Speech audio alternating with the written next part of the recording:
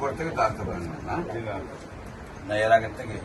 এর আগ থেকে আসতে পারেন না, মধ্যখানের পর হসপিটাল আসুন খাইছেন সব কিছু হওয়ার পরে ওরা আর এটা করছে হসপিটাল শ্বাসকষ্ট পাচ্ছে এরপর থেকে ওই বিছনার যে ভয় করছে এইভাবে অপারেশন করেছে, করানোর পরে এই অবস্থায় ঘুম কেমন হয়? খাবার রুচি কেমন? প্রস্রাব ক্লিয়ার নেই,